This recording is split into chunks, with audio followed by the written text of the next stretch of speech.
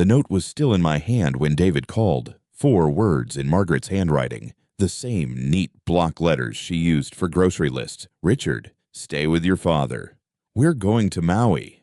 She didn't know I'd already spoken to a lawyer 2 months earlier. She didn't know I'd been keeping notes since November. She thought she was leaving me a message. She was leaving me evidence. My phone lit up at 11:47 p.m. on New Year's Eve. I was sitting in my kitchen in Denver with a glass of water and the television on in the other room. Someone's countdown, someone's confetti, and I looked at the screen and saw David's name. My son doesn't call late unless it matters. I picked up on the first ring. He said, "Dad," then a pause. Then, "Grandpa's alone and sick. Mom left." I didn't ask where.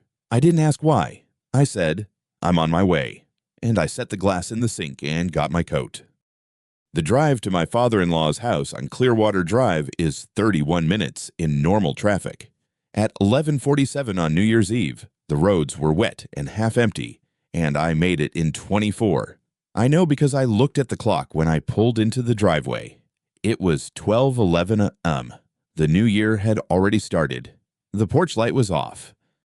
I want to be precise about what I knew when I walked through that door.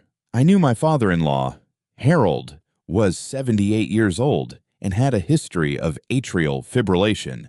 I knew Margaret, my wife of 31 years, had mentioned Harold's health declining in November and again in early December, and that each time I'd suggested we call his cardiologist, she'd said he was fine, just tired. I knew David had driven 40 minutes from his apartment in Capitol Hill to check on Harold that evening because Margaret had called him, not me, to say she was leaving. I knew all of this in the first 30 seconds of that phone call from the way David's voice sounded. My son is a careful man. He chooses his words. When he doesn't have words, the silence tells you everything. The front door was unlocked. I pushed it open, and the first thing I registered was the smell of stale air and something medicinal, the particular stillness of a house where someone has been unwell for longer than a few hours. Harold was on the sofa in the living room, a wool blanket pulled halfway up his chest, his face the color of old paper. His eyes were open. He looked at me and said, "Rich," very quietly, and I crossed the room and put my hand on his wrist and felt his pulse irregular, too fast, the kind of rhythm I recognized from the 2 times we'd sat in waiting rooms together at St. Joseph's. He was conscious, and he was frightened, and he had been alone for some period of time that I did not yet know. I did not call 911 immediately. I know how that sounds. But I had been in enough situations in my engineering career, bridge failures, structural collapses, the kind of emergencies where panic costs you more than 30 seconds of assessment to know that before you act, you look. I checked Harold's breathing. I checked the color of his lips. I asked him if he had taken his evening medications. He said he thought so, but he wasn't sure. I told him I was going to get him some water and that I would be right back. I stood up. The coffee table was between the sofa and the television. On it, a remote control, a coaster with a ring stain, Harold's reading glasses folded on a paperback he'd never finish, and a square of yellow paper, a sticky note, the kind from the pad Margaret kept on the refrigerator. I picked it up. The handwriting was hers, the same neat block letters she used for grocery lists and appointment reminders. "Richard, stay with your father. We're going to Maui. Murray." I read it twice. I set it back down, exactly where I found it. Then I got Harold his water. While Harold drank, I walked down the hallway toward the guest bedroom, where Margaret and Patricia stayed when they visited. The door was open. The room was tidy in a particular way, not the tidiness of people who had just left in a hurry, but the tidiness of people who had packed carefully and taken everything they intended to take. 2 luggage tags on the dresser, the kind you print at home for checked bags. A single wire hanger on the closet rod. The bathroom counter cleared of everything except a bar of soap still in its wrapper. The wastebasket empty and recently relined. I stood in the doorway for a moment. Then I walked back to the living room, checked on Harold, and went to the small desk in the corner of the dining room where Margaret had been keeping a folder of papers for the past several weeks, utility statements, mostly, and some real estate correspondence I hadn't looked at closely. The folder was still there. I opened it. On top of the real estate papers was a single sheet of lined notebook paper, handwritten, dated 3 days earlier, December 29th. It was a list. At the top, in Margaret's handwriting, she had written Maui John and underlined it twice. Below that, the name of a resort I recognized from a brochure I'd seen on the kitchen counter in our own house 2 weeks ago. A spa appointment, 2 restaurant reservations, 1 for January 2nd, 1 for January 4th, and a line that read, Patricia's flight arrives HNL 6, 40 p.m. Dog 31. Below that, a total with a dollar sign. I didn't need to add it up. I could see what it was. Patricia's flight arrived at 6:40 p.m. on December 31st, Hawaiian time. That was 11:40 p.m. Denver time, 20 minutes before David called me. I folded the list along its original crease and put it back exactly where I found it. Then I went back to the sofa, sat down next to Harold, and called 911. The dispatcher asked me to describe his symptoms. I did clearly, in order, with the timestamps I'd noted mentally since walking in. She told me a unit was 4 minutes out. I thanked her and stayed on the line. Harold looked at me and said, "She left this morning. Rich." I said I knew. He said, "I didn't want to call David." I said, "You didn't have to. David called me." The ambulance arrived in 3 minutes and 40 seconds. I stood on the porch in the cold Denver air while the paramedics worked, and I thought about the luggage tags on the dresser, the wire hanger, the list dated December 29th. I thought about the brochure on our kitchen counter 2 weeks ago, the one I'd picked up and set back down without reading because I was tired from a consult in Colorado Springs, and Margaret had said it was just something Patricia had sent her. I thought about the sticky note on the coffee table. "Richard, stay with your father." Not, "I'm sorry," and not, "I didn't know what else to do." Not even a phone number to reach her. Just an instruction, clean and complete. I had spent 31 years as a civil engineer. I know what load bearing looks like. I know what a structure looks like when it has been quietly compromised over time, when the visible surface is still intact, but the underlying supports have been shifted, one by one, into a new configuration. You don't always see it until something fails, but once you see it, you cannot unsee it. I stood on that porch in the first minutes of the new year, and I understood not with anger, not with grief, but with the particular clarity that comes from looking at a thing directly, that what had happened tonight was not an impulse. It was not a breakdown or a moment of carelessness. The luggage tags were printed. The reservations were made. The list was dated 3 days ago. Patricia's flight had been booked. The room had been cleaned.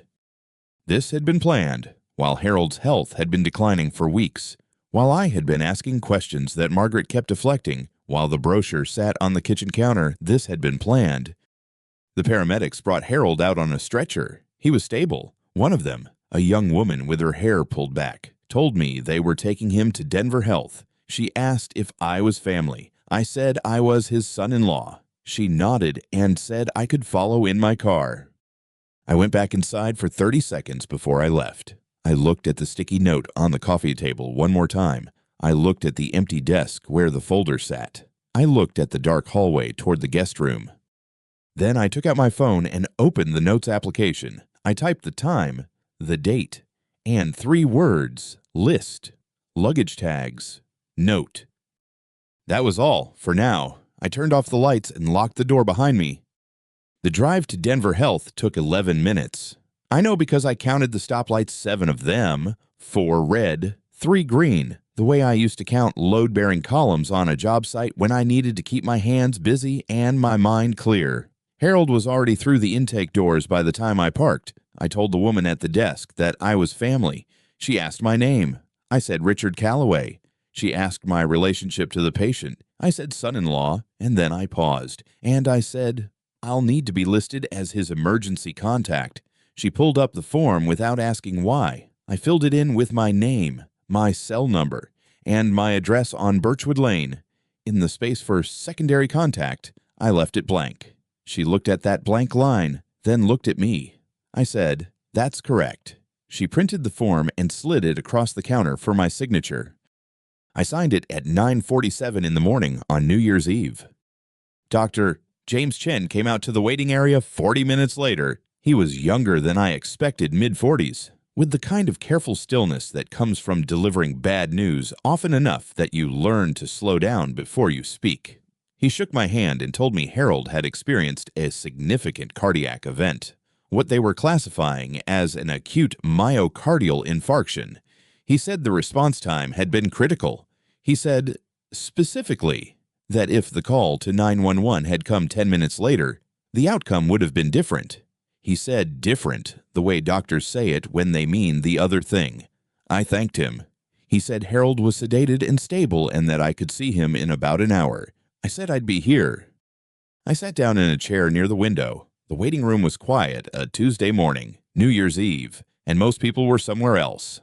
There was a man across from me reading a paperback novel with a cracked spine, and a woman near the coffee station refilling a cup she'd already refilled twice.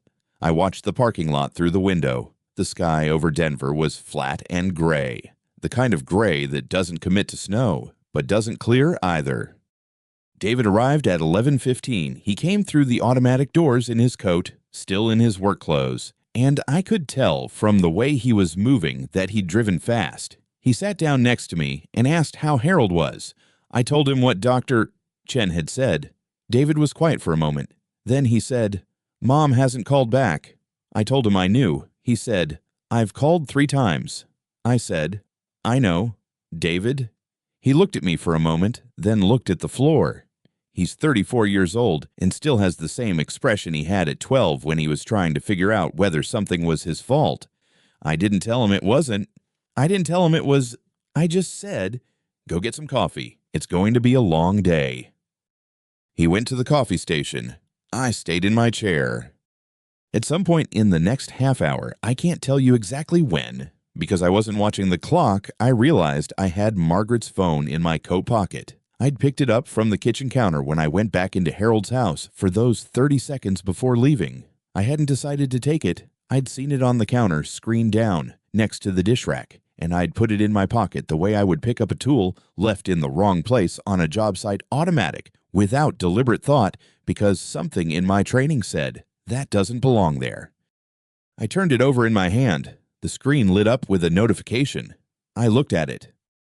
The phone wasn't locked. Margaret had never locked her phone. She said she had nothing to hide. I opened her messages. The conversation with Patricia was near the top. The most recent message had been sent at 6:22 that morning, 2 hours before David called me. I read it once, then read it again, then set the phone face down on my knee and looked out the window at the parking lot for a long moment. Then I picked the phone back up and read it a third time, because I am an engineer by training and I do not act on a single reading of anything. The message Patricia had sent at 6:22 read, "Landed. Weather is perfect. Don't tell Dad. He'll try to stop us. Once we're in Maui, it'll be too late." Margaret's reply, sent 2 minutes later, "I know. Don't worry, he'll be fine. He always is." I scrolled up. There were 14 messages in the thread going back 11 days. I read all of them. I read them the way I used to read structural assessments, not looking for what was there, but for what was missing, for the gap between what the document said and what the building actually was. What was missing was any mention of Harold. There were messages about the hotel, messages about a restaurant reservation, one message from Patricia that said, "Did you tell him about the credit card?" And Margaret's reply told him it was for the trip. He didn't ask more. Then a photograph, a screenshot of a credit card statement, our joint Visa, the one we'd had for 19 years. The available balance was $14,200. Patricia's message beneath it said, "That's plenty. Spend freely." Margaret had replied with a single emoji, a small yellow sun. David came back with 2 cups of coffee. He handed me one. I thanked him. The coffee was too hot to drink, but I held it anyway. I didn't say anything about the phone. David asked if I'd been able to reach Margaret. I said I hadn't tried. He looked at me. I said, "She'll reach out when she's ready." He accepted that. He's a lawyer, and he knows better than most people that silence is not the same as having nothing to say. We were allowed into Harold's room at 12:30. He was awake, though barely the sedation still in him. His color better than it had been on the kitchen floor, but still wrong in a way I couldn't quite name. He looked at me and said, "Richard, just my name." I told him he was going to be fine. He closed his eyes again. The monitor beside his bed kept its steady rhythm. I stayed until 2 on Ursa. I told David to call me if anything changed. I drove back to Harold's house, let myself in with the key Harold had given me 6 years ago, and sat down at the kitchen table. My phone rang at 2:41. The name on the screen was Frank Morrison, my neighbor on Birchwood Lane, a man I'd known for 15 years, who had retired from the Postal Service and now spent his mornings walking his dog and his afternoons in his garage, restoring a 1968 Mustang that would probably never be finished. I answered. Frank said, "Hey, Richard, didn't know if I should call. Figured I would." He paused. "Saw Margaret loading suitcases into her car last week. Big ones, like the ones you take when you're going somewhere for a while. Looked like she was moving out. I didn't say anything because it wasn't my business, but with everything I don't know, figured you should know." I asked him which day. He said Thursday, 6 days ago. I asked how many suitcases. He said 3, the large rolling ones we kept in the hall closet. He said she made 2 trips to the car. I thanked him. He said, "You doing okay?" I told him I was fine. He said to let him know if I needed anything. I said I would. I ended the call and sat at Harold's kitchen table for a while longer. The refrigerator hummed.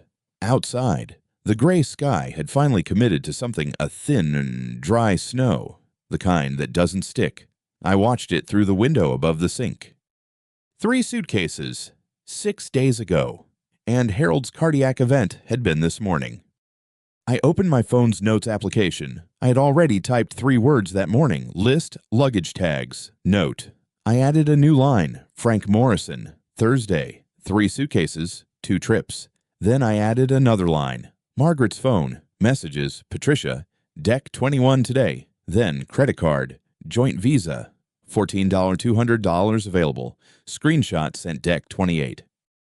I looked at the list for a moment. Then I opened my contacts and scrolled to a name I had added 2 months ago, not because I had planned anything, but because a former colleague at the engineering firm had mentioned her during a conversation about a mutual friend's divorce, and I had written the name down the way I write down anything that might matter later. Susan Walsh, family law attorney, Denver. I stepped outside onto Harold's porch to make the call. The snow was light enough that I could stand in it without a coat for a few minutes. Susan Walsh's assistant answered and said Ms. Walsh was with a client. I left my name and number. I said it was not urgent. That was true. It wasn't urgent. It was simply necessary. I went back inside, washed the 2 coffee cups that were in Harold's sink, dried them, and put them back in the cabinet where they belonged. Then I sat back down at the table and took out a small notebook, the kind I've carried in my coat pocket for 40 years. A habit from fieldwork, from the years when I needed to record measurements and observations on site before they slipped away. I wrote the date at the top of a fresh page. I wrote Harold's name. I wrote the time of the 911 call, the time of Dr. Chen's assessment, the exact words he had used about the 10-minute margin. I wrote Frank Morrison's name and what he had told me. I wrote the content of the messages on Margaret's phone, word for word, from memory. I have a good memory for text. It comes from years of reading contracts. I wrote the sun emoji at the end of the last line, just the description, sun emoji. It seemed important to record it accurately. When I was done, I closed the notebook and put it back in my coat pocket. Susan Walsh's assistant called back at 4:15 and said Ms.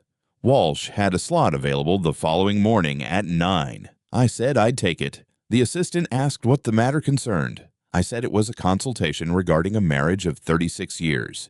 She said she'd send a confirmation email. I drove back to Denver Health. Harold was more alert by then, sitting up slightly, asking about the television remote. David was still there, on his laptop in the corner chair, working. I stayed for another 2 hours. At one point, Harold asked about Margaret. I told him she was traveling. He accepted that. He'd always accepted things easily, too easily. Maybe. Which was part of why it had taken me this long to see what I was looking at. I drove home at 7:00. The snow had stopped. The roads were dry. I turned onto Birchwood Lane and pulled into the driveway and sat in the car for a moment before going in. The house was quiet. Margaret's car was gone, which I already knew. The hall closet, when I checked it, had 3 empty spaces where the large rolling suitcases had been. I stood in the hallway and looked at those empty spaces for a moment. Then I went to the kitchen, made coffee, and sat down at the table. My notebook was in my coat pocket. Margaret's phone was still in my coat pocket. The consultation with Susan Walsh was at 9 in the morning. I drank the coffee. It was the first thing I'd tasted all day. The morning light came through the hospital window at an angle that made the room look warmer than it was. My father was awake when I arrived at 8. He'd been moved from the ICU to a regular cardiac room, overnight room 412, which smelled like antiseptic and the particular stillness of places where people wait to find out whether they will recover. He looked smaller in the hospital bed than I remembered him looking anywhere else. He was 71 years old and had been healthy most of his life. The kind of man who still climbed ladders to clean gutters and walked 2 miles every morning before breakfast. The monitors showed his heart rate at 62. Stable. Dr. Chen had used that word 3 times since last night, and I had noticed each time the way he said it carefully, like a man who knew how quickly stable could become something else. My father looked at me when I came in, and then he looked past me at the door. "Where's Margaret?" he said. I set my coat on the chair by the window. "She's in Maui," I said. "Don't worry about her right now." He looked at me for a moment. He didn't ask a follow-up question. My father had always been able to read a room, and he read that one without any help from me. He nodded once, slowly, and turned to look at the window. We sat together for a while without talking. That was fine. I had learned, in the years since my mother died, and it was just the 2 of us navigating the particular silence of a family reduced, that my father and I did not need to fill every space with words. He watched the sky outside the window. I watched the monitors. Dr. James Chen came in at 9:15. He was a compact man in his early 50s with a direct manner that I had appreciated from the first conversation. He reviewed the charts, asked my father 2 questions about pain level and appetite, then turned to me. "Your father had a massive heart attack," he said, not as a recap, as a statement he wanted me to hold. "If you'd been 10 minutes later, he wouldn't be here." My father said, from the bed, "James, I've known you for 6 years. Stop talking about me like I'm already gone." Dr. Chen almost smiled. "You're not gone, Robert, but your son needs to understand what we're managing." He looked back at me. "We'll keep him another 48 hours minimum. After that, he'll need someone at home, not alone." I told him I understood. My father fell asleep around 10. I went to the waiting room at the end of the hall, a narrow room with 4 chairs, a window that faced the parking garage, and a coffee machine that produced something approximately coffee-colored. I filled a paper cup and sat down. I opened my phone. Margaret had posted at 8:47 in the morning. The photograph showed a champagne glass held up against a backdrop of open ocean, the kind of blue that only exists in photographs taken at resorts in Maui in January. The caption said, "First morning sunrise toast. Needed this so much." There were 31 likes, several comments from colleagues at her real estate office, one from a woman named Diane who wrote, "You deserve every second of this girl." I scrolled down. Patricia had posted a video at 9:12, 43 seconds of footage taken inside what appeared to be a boutique in Lahaina racks of linen dresses, a saleswoman folding something in tissue paper, Patricia's voice narrating over the sound of soft music. She said, "I haven't shopped like this in years. Mom was right. We needed to get out." I set the phone face down on my knee. David came through the waiting room door at 11:20. He had driven from the hospital cafeteria, which was on the ground floor, but he had taken longer than a coffee run should take. He sat down across from me and set a paper cup on the table. He did not hand it to me. He set it down and looked at his phone first. He said, "I need to show you something." He turned the phone toward me. It was a screenshot our joint checking account, the one Margaret and I had held at Vectrabank for 19 years. The transaction log showed a cash withdrawal on December 30th, $8,000. The branch listed was the Vectra location on South Colorado Boulevard, 3 blocks from the travel agency where the first credit card charge had appeared 4 days earlier. I looked at it for a moment. December 30th was a Tuesday. I had been in Colorado Springs that day for a consult. I had been gone from 7 in the morning until past 6 in the evening. I remembered the drive home, the particular gray of the highway at dusk, the radio, stopping for gas in Castle Rock. I had come home to a quiet house and Margaret making dinner, and nothing that looked like $8,000 in cash had been withdrawn from our joint account that afternoon. I said, "How did you find this?"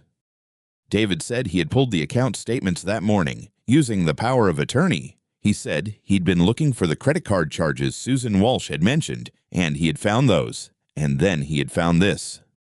I asked if he had documented it. He said he had screenshots of the full transaction log, the branch location, and the date and timestamp of the withdrawal to 14 p.m. I picked up my coffee. It was already cold. I drank it anyway. $8,000 in cash, withdrawn 2 days before she left, from a branch 3 blocks from the travel agency. Not a charge that would appear on a credit card statement. Not a transaction that would show a destination or a merchant name. Cash. I said, "Add it to the file." David said he already had. He said Susan Walsh should know before the morning was out. I told him to call her. He stepped into the hallway to make the call. I looked at the parking lot through the window. The sky over Denver was flat and gray, the same as it had been at 7 that morning, the same as it would be at 4 that afternoon. I opened my phone's notes application and added 1 line to the log I had been keeping since the night before. Deck 30, Vectrabank, S. Colorado BLV, $8,000 cash withdrawal, 2:14 p.m., documented by David Harmon, POA. Then I closed the application and went back to my father's room. At 11:47, I returned to the waiting room, opened my laptop, and began to write. Not to Margaret, not yet. The email I was composing had a different recipient, and it was not a letter of anger or accusation, or any of the things a man in my position might be expected to write at 11:47 on the morning after New Year's Eve, sitting in a hospital waiting room with a paper cup of bad coffee and a phone full of photographs of his wife drinking champagne in Maui. It was a document, organized, dated, sourced. I'd spent 31 years writing reports that had to withstand scrutiny structural assessments, failure analyses, the kind of technical documentation that got read by people looking specifically for errors. I knew how to write something that could not be argued with. I knew the difference between a statement of feeling and a statement of fact. I knew that the most powerful sentence in any document is not the one that tells the reader what to think. It is the one that shows them exactly what happened, in sequence, with evidence attached, and lets them reach the only conclusion the evidence supports. I typed the date at the top, January 1st. Then I typed the recipient's name, Susan Walsh, J.D. David had gone down to the hospital cafeteria to get coffee. He'd offered to stay, but I told him I needed 20 minutes. He understood. He'd been a lawyer long enough to know that some things require quiet. The room was on the 4th floor of Denver Health. My father's room was 2 floors up, room 612, where Dr. James Chen had checked on him an hour earlier and said the second night was the critical window, but that the numbers were stabilizing. Chen was a careful man. He chose words the way engineers choose load tolerances, nothing more than what the data supported, nothing less. I had appreciated that about him from the first conversation. He hadn't told me my father was going to be fine. He'd told me what the monitors showed. That was enough. I had my laptop open on the small table beside the window. The Denver skyline was dark, except for the scattered lights of buildings that never fully went off. New Year's Day. Somewhere across the city, people were sleeping off celebrations. The parking lot below was nearly empty. I could see my truck from where I sat in the same truck I'd driven to the house on Elmwood Drive the night before, when I'd stood in the driveway and counted the wheel marks in the snow. I had typed the date. I had typed Susan Walsh's name. Now I typed the subject line. Richard Harmon, evidence of planned abandonment during medical emergency, New Year's Eve, Denver, Ka. I read it back once. It was accurate. Every word of it was accurate, and accuracy was the only standard I was working to. The email took me 47 minutes to write. I know because I checked the clock when I started and checked it again when I was done. I had written longer documents in my career project specifications that ran to 200 pages. Failure analyses submitted to federal review boards, but I had never written anything that required more precision than this. Not because I was angry. I was not writing from anger. I was writing from the same discipline I'd used for 31 years when documenting why a bridge had cracked or a retaining wall had failed. You begin with what you know. You establish the sequence. You attach the evidence. You let the facts carry the conclusion. I wrote about the suitcases first, because that was where the sequence began. Frank Morrison's statement. I had written it down by hand on a legal pad the morning after I'd spoken with him at the hospital, while the conversation was still exact in my memory. Frank had seen the luggage in the back of the Volvo on December 28th, not the 31st, 3 days before Margaret had told anyone she was leaving. I included the date, the time Frank had noted mid-afternoon, around 2 o'clock, and his description, 2 large rolling suitcases and a carry-on, the kind of packing that does not happen in an afternoon. I quoted him directly. I thought maybe you two were going somewhere for the holidays. I almost waved. I noted that Frank had lived at 4417 Elmwood Drive for 11 years and had no relationship with either party beyond neighborly familiarity.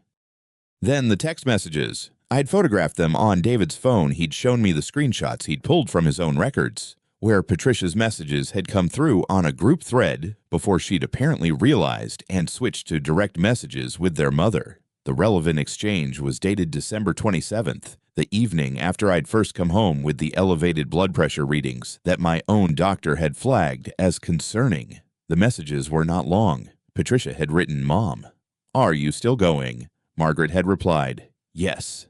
Don't tell Dad. It'll be too late by the time he figures it out anyway." Patricia had sent a single emoji, the one that looks like a person shrugging, and then book the dinner reservation for the 1st, the one on the water. I included the full text of both messages. I included the date, the timestamps, and the note that the screenshots had been preserved by David Harmon, attorney at law, licensed in the state of Colorado, and were available for subpoena if required. Then the handwritten list. I had found it in the kitchen drawer, the second one from the left, the drawer where Margaret kept takeout menus and grocery lists and the occasional note to herself. It was written on the back of a Whole Foods receipt. At the top she had written Maui John, and below it a column of figures resort deposit airfare, spa package, dinner reservations, a category she had labeled Misc Shopping with a dollar amount beside it that I did not include in the email because it was not the amount that mattered. What mattered was the date on the Whole Foods receipt, December 24th, Christmas Eve. The list had been written on Christmas Eve. I included a description of the document, its location, and the date visible on the receipt. I noted that the original was in my possession and available for forensic examination. Then the credit card statements. David had helped me pull these. He had power of attorney for financial matters, established 2 years ago when I'd had the minor cardiac episode that turned out to be nothing, but the paperwork had been useful to keep current. The joint credit card showed charges beginning December 26th, a travel agency in Cherry Creek, a luggage retailer on South Colorado Boulevard, a pharmacy purchase that included a category of items consistent with extended travel preparation. The charges totaled $4,847 before Margaret had boarded the plane. None of them had been discussed with me. I listed each charge, the date, the merchant name, and the amount. I did not characterize them. I let them sit in sequence the way survey markers sit on a property line, each one unremarkable alone, together forming something that cannot be misread. The last paragraph before my closing was the shortest. On the evening of December 31st, at approximately 9:40 p.m., my son David Harmon contacted me to report that I had been taken by ambulance to Denver Health Medical Center with a cardiac event. Margaret Harmon was not present. She was in Maui. She had been in Maui since the afternoon of December 31st. The above evidence establishes that her departure was not a spontaneous decision made in a moment of poor judgment. It was planned in detail across a period of at least 7 days, during which my health was already a documented concern. I am providing this documentation to you as my attorney of record. I am asking you to file for dissolution of marriage at your earliest availability in the new year. I am prepared to testify to every item in this email under oath. I read it through twice. Then I read it a third time the way I used to read structural reports looking for anything that could be challenged, any word that overstated, any claim without a corresponding piece of evidence. I found nothing. Every sentence had a source. Every source was documented. The email was not an argument. It was a record. I clicked send at 2:14 in the morning. Then I opened a new email, addressed it to Margaret's personal account, the one she used for real estate clients, the one I knew she checked on her phone, and I typed the same subject line.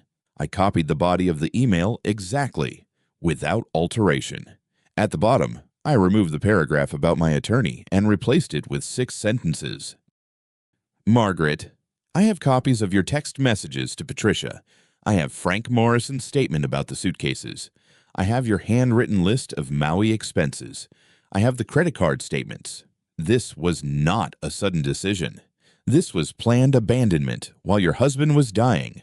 My attorney has everything. Richard. I read it once. I clicked send. Then I closed the laptop, set it on the chair beside me, and looked out the window at the parking lot. The truck was still there. The lights of the city were the same as they had been 47 minutes ago. Nothing outside had changed. I was aware of that in the way you become aware of your own breathing, not anxious about it, just noting it. I had spent 31 years writing documents that described the moment before something failed and the moment after. This was the moment after. Whatever happened next would happen in sequence, the way things always do. And I had established the record.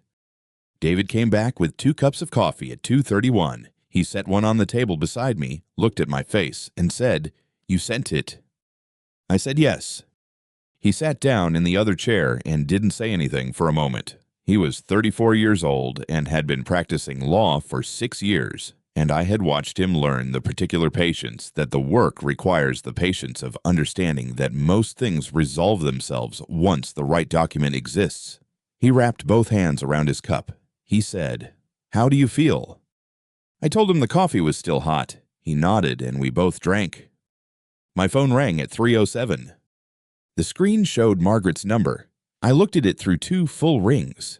The room was very quiet. The monitors upstairs were reading stable numbers. According to the last update from the nurse's station, my father was sleeping. David was watching me from across the table. I picked up. She said, "Richard, I can explain." I said, "Everything is with my attorney now." I ended the call. I set the phone face down on the table. David looked at it, then at me. He said nothing. I drank the rest of my coffee. It had cooled to the temperature where it still tasted like coffee, but no longer felt like anything. The phone lit up again at 3:19. Patricia's number. I did not pick up. It rang 5 times and went into voicemail. At 3:24, it rang again. Patricia again. I let it go to voicemail a second time. I did not listen to either message that night. I would listen to them later, when I needed to, and I would note the timestamps in a separate document I had already begun keeping. But that night, I turned the phone face down again and left it there. At 4:08 in the morning, Susan Walsh sent a reply to my email. She was not a woman who slept through her phone on the first day of a new year, and I had known that about her before I sent the message. Her reply was 4 sentences. Richard received and reviewed. This is thorough and well documented. I will have a filing prepared by end of business January 2nd. Do not respond to any contact from Margaret or her representatives until we speak. I read it twice. Then I forwarded it to David without comment. He read it on his phone, looked up, and said, "She's good." I told him I knew. I had done my research before I called her in November. The same way I had always done research before engaging any contractor on a project where the margin for error was low. Susan Walsh's second email arrived at 6:52 that morning, addressed to Margaret's personal account and carbon copied to me. I read it on my phone while Dr. Chen was making his early rounds on my father's floor. Ms. Harmon, I represent Richard Harmon. My client has provided documented evidence of planned abandonment during a life-threatening medical emergency occurring on December 31st. This evidence includes contemporaneous text communications, witness statements, financial records, and physical documentation establishing that the departure was planned no later than December 24th. This material will be presented to the court. I strongly recommend you retain counsel immediately and return to Colorado. Continued absence from the state will be noted in the filing. Susan Walsh, J.D. Walsh Family Law, Denver, C. I read it standing in the hallway outside room 612 where my father was awake and asking for water, and where Dr. Chen was explaining what the next 72 hours would require. I read it once, put my phone in my pocket, and went into the room. My father's name was Harold. He was 87 years old and had spent 40 years as a Finnish carpenter in the Denver metro area, and his hands still looked like a carpenter's hands even lying against the hospital sheets. He looked at me when I came in and said, "You look like you didn't sleep." I told him I'd gotten a few hours. He said, "Margaret." I told him we'd talk about that later. He looked at me for a moment with the particular patience of a man who has lived long enough to know when a later means something specific. Then he nodded and asked me to find the nurse because the water pitcher was empty. I found the nurse. Her name was Angela, and she had been on the cardiac floor for 9 years, and she refilled the pitcher without being asked twice. I was back in the chair beside my father's bed at 7:15 when David came in and showed me his phone. He'd been monitoring Margaret's social media, her public Instagram account, which she used for real estate listings, and which she had apparently forgotten I had always known about. The most recent post had been uploaded at 11:48 p.m. Hawaii time the previous night, roughly 90 minutes after I had sent the email. It showed a champagne glass against a backdrop of dark water and city lights, and the caption read, "New Year, New Chapter." There were 41 comments. The post had not been deleted. David said, "She posted it before she saw the email." I looked at the timestamp. He was right. The post had gone up 11 minutes before my email would have landed in her inbox, accounting for the time difference. She had been celebrating when the message arrived. I handed the phone back to David and told him to screenshot it and add it to the file. He already had. At 9:33 that morning, my phone showed a notification from the airline, a change in reservation. I had added Margaret's frequent flyer number to my account alerts 2 months earlier, after the first time I had noticed the pattern in the credit card statements, the small charges that didn't match any conversation we'd had. The notification showed a booking change on a return flight from Maui to Denver. The original return had been January 8th. The new return was January 2nd. They were coming back a week early. I noted the time of the notification on the legal pad I kept beside my chair, added it to the sequence of the morning's events, and set the pad back down. My father was sleeping again. The monitors were steady. Outside the window, Denver was gray and bright the way it gets on January mornings when the sky is clear and the cold is absolute, the kind of cold that has no drama in it. That simply is what it is. I thought about the house on Elmwood Drive. I thought about the second drawer in the kitchen and the Whole Foods receipt with the column of figures in Margaret's handwriting and the way the wheel marks had looked in the snow, 2 sets, both leaving, neither returning. I had stood in that driveway for perhaps 3 minutes before I went inside. I had not been looking for anything in particular. I had simply been looking the way I had always looked at a site before, beginning an assessment not to confirm what I expected to find, but to see what was actually there. What was actually there had told me everything I needed to know. The legal pad had 12 pages of notes by then. The email had 847 words. Susan Walsh had 4 documents attached to a client file with my name on it. And Margaret Harmon was on a plane back to Colorado 7 days ahead of the schedule, she had planned on a Whole Foods receipt on Christmas Eve because a document I had written in a hospital room at 2 in the morning had made staying in Maui no longer an option. I did not feel satisfaction about this. I want to be precise about that, because precision matters. What I felt was the particular stillness that comes at the end of a thorough assessment the moment after you have documented everything, when the work itself is done and what remains is simply the process of submission. I had submitted the document. The process would follow. My father opened his eyes at 10:47 and asked if there was any coffee. I told him I'd check with Angela. He said that would be good. He said he was glad I'd come. I told him I'd come the moment David called. He nodded slowly, the way he did when something confirmed what he already knew, and looked at the ceiling for a moment.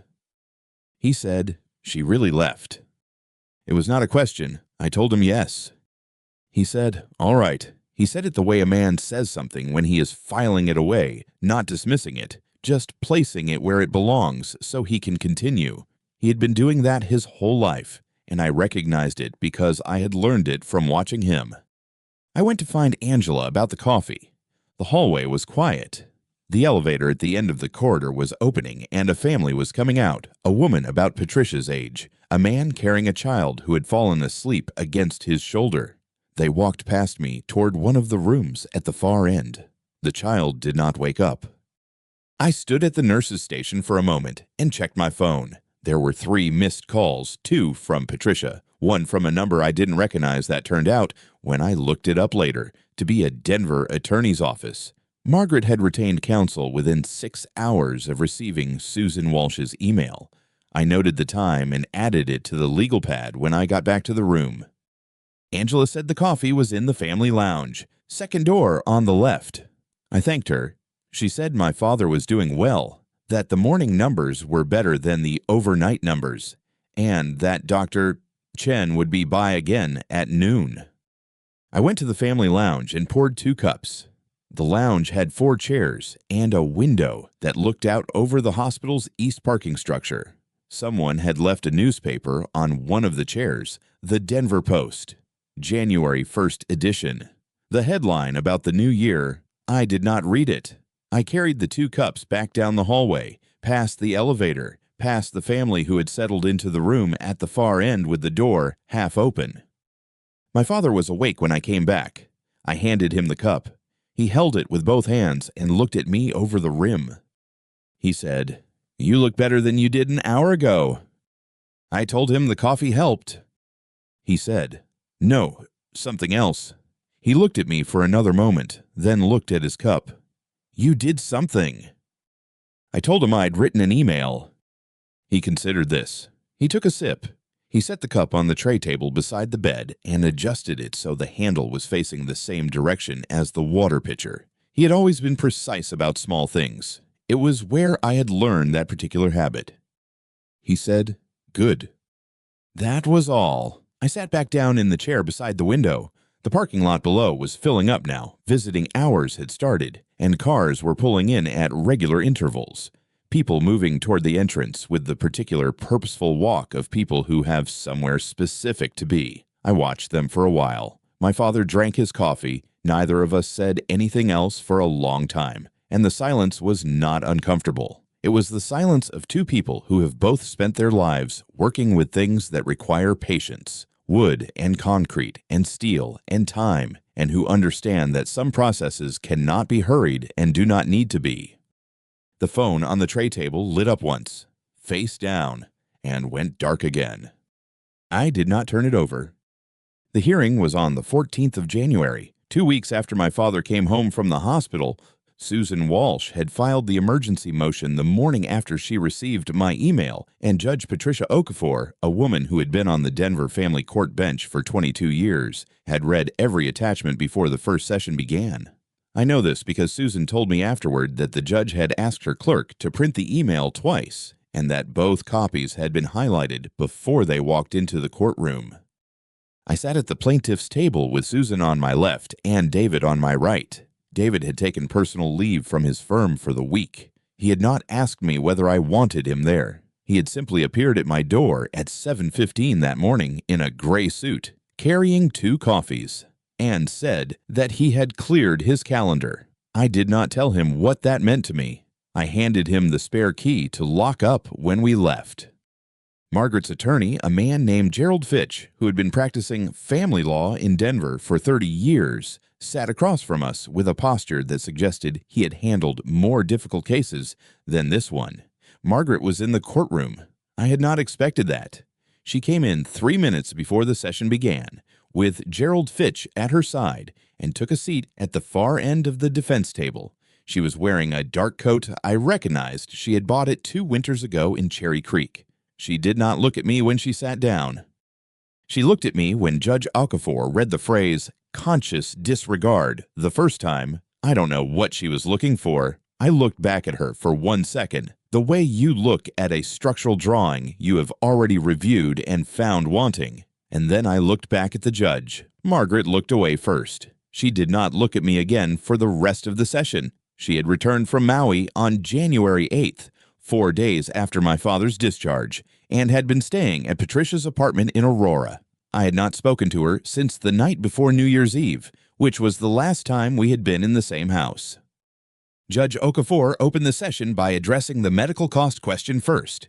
She said she had reviewed the hospital billing documentation $214,000, which included the cardiac ICU stay, the catheterization procedure, the stent placement, and the 12 days of monitored recovery, and that she had also reviewed the travel records Susan had submitted as Exhibit C. Margaret had booked her flight to Maui on December 27th. My father's cardiac event occurred on December 31st. The documented interval between those 2 dates was 4 days. Gerald Fitch argued that Margaret had not known about the cardiac event before she departed, which was technically accurate. Judge Okafor acknowledged this. Then she asked him to address Exhibit A, the email I had written, and specifically the section that documented the text exchange between Margaret and Patricia from December 28th, in which Margaret had written, "He's been having chest pains again. I told him to call his doctor. I'm not canceling." Gerald Fitch paused for a moment before he answered. It was a brief pause, perhaps 3 seconds, but Susan noticed it, and so did I. The judge did not need him to answer. She had already read the email twice. The medical cost ruling came at 11:40 that morning. Margaret was ordered to assume full responsibility for the hospital billing, 100%, payable within 90 days, with a lien placed against her share of jointly held assets pending the divorce settlement. I would pay nothing. Judge Okafor noted for the record that the text message exchange, combined with the travel documentation and the testimony of Frank Morrison, who had submitted a written statement describing the suitcases he had seen in our driveway on the afternoon of December 28th, established a pattern of deliberate departure under circumstances that constituted conscious disregard for a dependent spouse's medical welfare. She used the phrase conscious disregard twice. David wrote something on his notepad and slid it toward me. I read it. I did not write anything back. I folded my hands on the table and waited for the next item on the docket. The divorce settlement conference was held 3 weeks later, on February 4th. By that point, Susan had filed the full documentation packet, the email, and all its attachments as the primary exhibit in the abandonment claim. Colorado is not a fault-based divorce state in the traditional sense, but the court has discretion to consider marital conduct when dividing assets. And Judge Okafor exercised that discretion with the particular precision of someone who had spent 22 years watching people make decisions and then explain those decisions under oath. The standard division in Colorado is close to equal. What Margaret received was 30%. The marital home on Clearwater Drive, the house where David had grown up, where we had spent 29 New Year's Eves together, where I had built the back deck over 2 summers using plans I drew myself, was awarded to me. Margaret received her share of 2 joint investment accounts and the contents of her personal savings.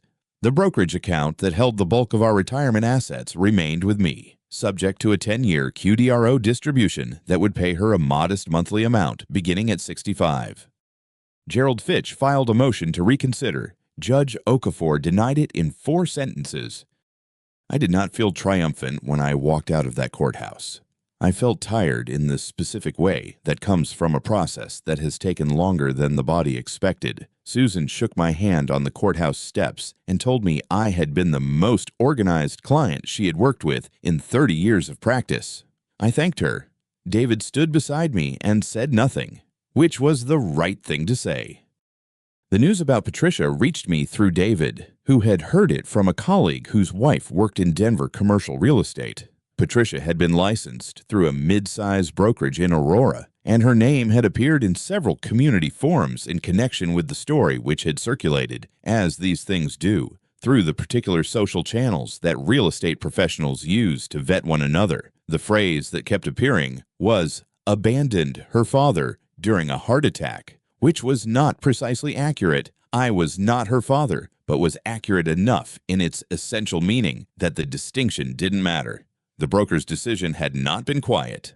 David's colleague, a woman named Renata Solis, who handled commercial listings for a firm in Cherry Creek and had been in the room, told him what happened at the March office meeting. Patricia had come in expecting a routine contract renewal. The broker, a man named Glenn Whitfield, who had run that office for 18 years, had asked her to stay after the general session. There were 4 other agents still in the conference room when he told her he would not be renewing.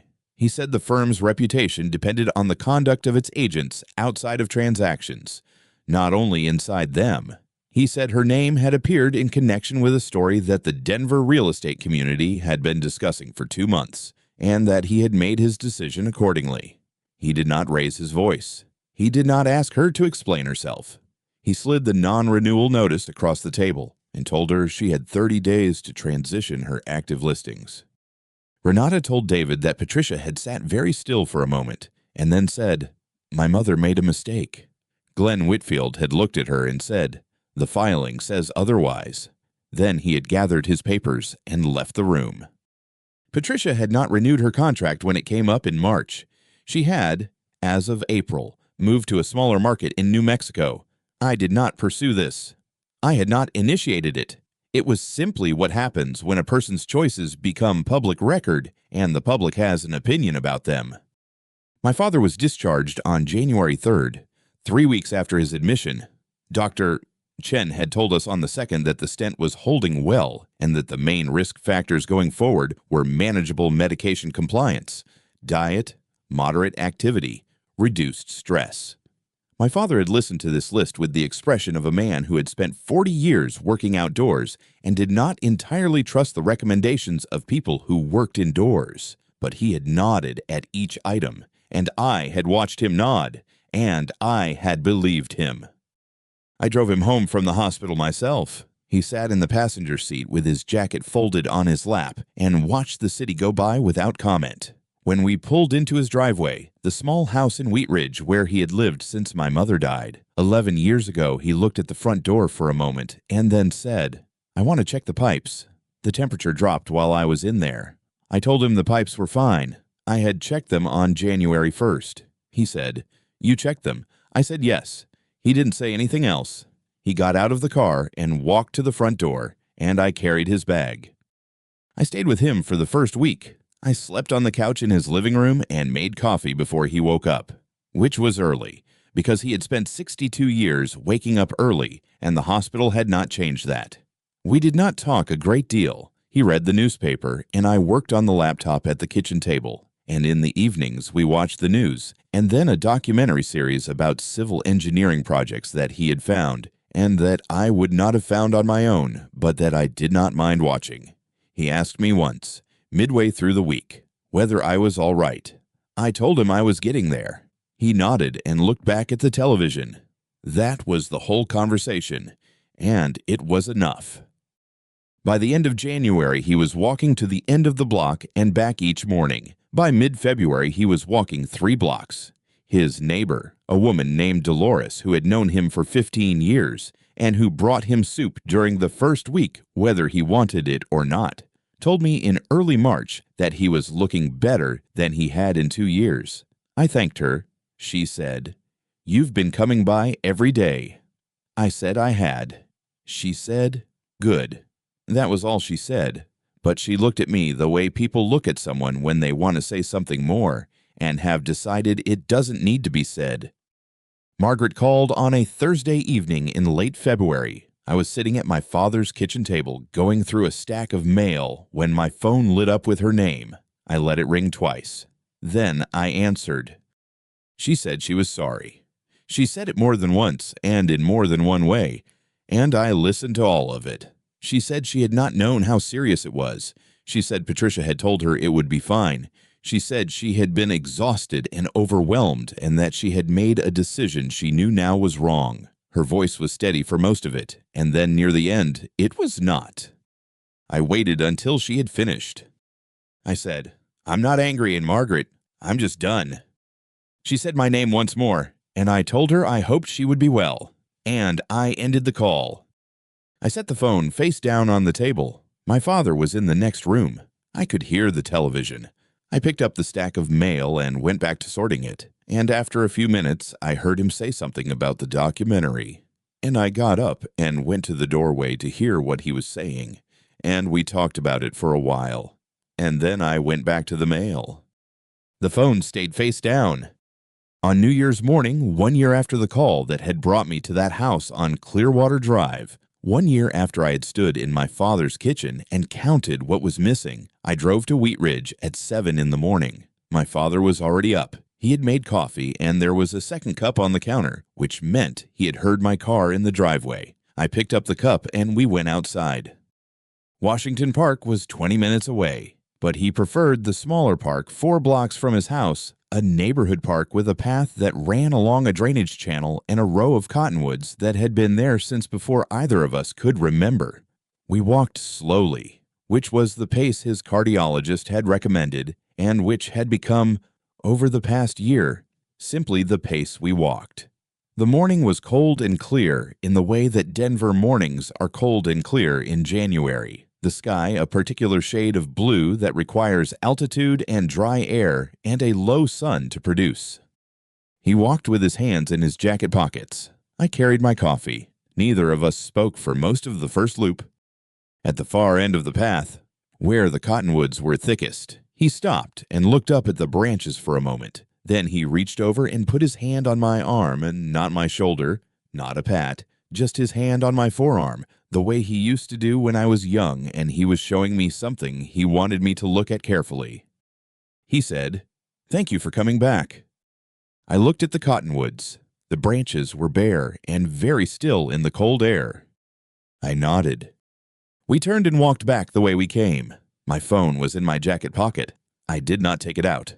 The coffee was warm in my hands and the path was quiet, and we walked the whole way home without saying anything else. If you've ever driven somewhere in the dark because a voice on the phone needed you there, not because they asked the right way or said the right words, but simply because they were yours, then you already understand everything that happened on that path and why neither of us needed to say it out loud. On the way back, he stopped once to look at a cottonwood that had split near the base over the winter, a clean split, the kind that happened slowly and then all at once. He looked at it for a moment without saying anything. Then he kept walking. I matched his pace. My coffee had gone cold somewhere in the second loop, but I was still carrying it, and I didn't put it down until we reached his front door.